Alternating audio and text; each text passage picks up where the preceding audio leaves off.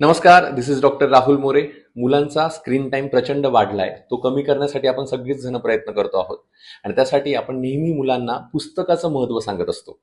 पण माझ्या या करिअरमध्ये मी जेव्हा विचार केला, मुलांना सगळ्यांनाच पुस्तकाचं महत्त्व माहिती आहे, पण त्यांना महत्त्व न सांगता पुस्तकामुळे झालेलं ट्रान्सफॉर्मेशन जर सांगितलं तर ते पुस्तकाकडे वळतील. आणि त्यासाठीच मी एक छानसं पुस्तक लिहिलंय, ते म्हणजे रीडर्स आर लीडर्स. याच्यामध्ये जवळ 6 ते 7 अशा पर्सनॅलिटीज मी लिहिलेल्या आहेत की जे आधी वाचत नव्हत्या आणि जेव्हा त्यांनी वाचायला सुरुवात केली तर ते त्यांच्या आयुष्यामध्ये आमूलाग्र बदल तर झालाच, मात्र ते जगावर छान पद्धतीने राज्य करतायत, जगावर चांगला इम्पॅक्ट करतायत.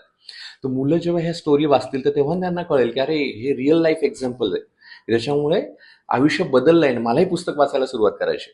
त्याचबरोबर काही विद्यार्थी म्हणतात की आम्हाला पुस्तकच आवडत नाही, हिस्ट्री यार मला बोर होते.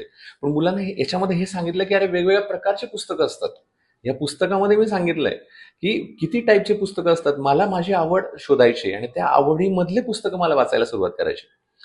आणि जेव्हा तुम्ही स्क्रीन टाइम वाढतो तर सगळ्या आयत्या गोष्टी मिळतात, त्यामुळे तुमच्या बऱ्याच गोष्टी मागे पडतात. म्हणजे you can't think, you can't imagine. मात्र पुस्तकाचं महत्व खूप आहे. पण सारखं पुस्तकाचं महत्व न सांगता तुम्हाला त्यातनं काय काय मिळणार आहे ह्या गोष्टी मी तुम्हाला सांगणार आहे ह्या पुस्तकाच्या माध्यमातून. तर तुम्ही नक्कीच आवर्जून हे वाचू शकतात. याचबरोबर याच्यामध्ये डोपामाइन काय आहे, डोपामाइन डिटॉक्स काय आहे, मॅजिक टाइम तुम्ही कसा पुस्तक वाचायला काढू शकता, ह्या सगळ्या गोष्टी मुलांना छान सांगितल्या. त्याचबरोबर शेवटी एक लिस्ट दिली की कुठले पुस्तकं तुम्ही आता वाचायला हवी, ते सुद्धा तुम्ही याचा इथं तो आढावा घेऊ शकता. तर ज्यांना हे पुस्तक हवं ते ॲमेझॉनहून सुद्धा मागवू शकता किंवा काहींना जर पर्सनल कॉपी हवी असेल तरी DM करू शकता. धन्यवाद. नक्की वाचा. Readers are leaders.